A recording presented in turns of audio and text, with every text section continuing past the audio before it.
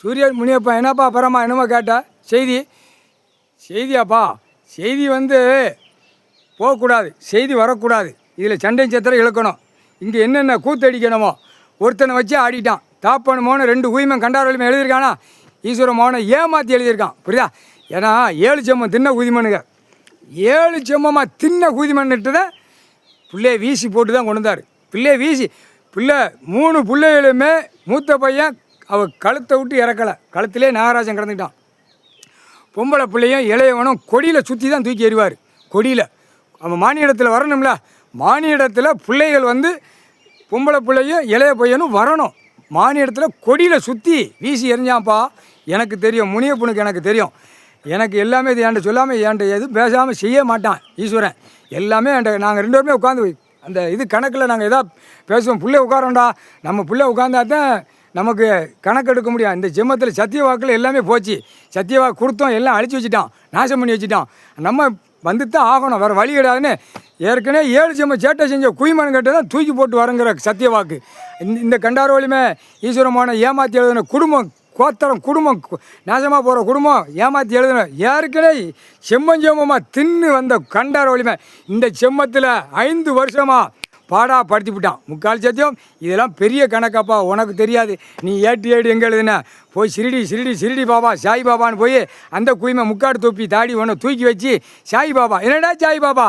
பிரம்மாடா பேர், தமிழ் வார்த்தை, தமிழ் மொழி, தாய்மொழி பேர் பிரம்மா. சரியா? இங்கே தமிழ்நாட்டுக்காரன் சொல்லுவான் பிரம்மா தேவரம்மா. இல்லை முட்டா குயிமேன பிரம்மா, அச்சடித்த பேர், விட்ட பேர் பிரம்மா. 3/4 சத்தியம்.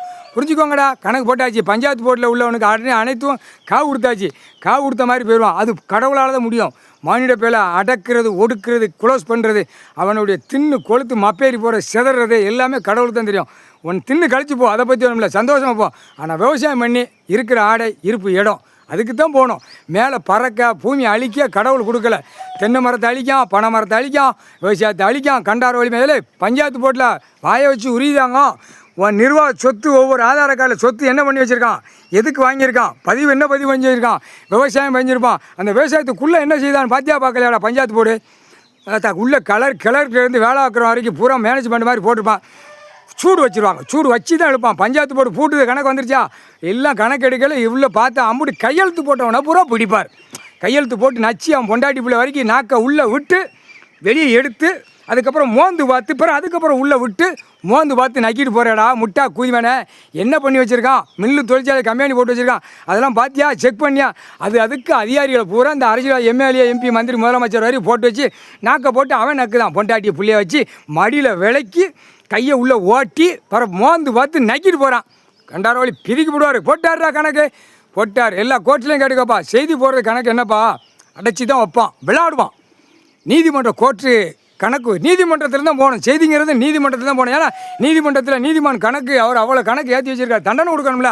அப்பா கடவுள் நான் வந்துட்டேன்டா, தண்டனை வாங்கிட்டு போடாங்கிற கணக்குக்காக தான் நீதிமன்றம் கோர்ட்டை பிடிக்காரு. எல்லா கணக்கும் பிடிச்சி ஏற்றி வச்சுருக்காரு.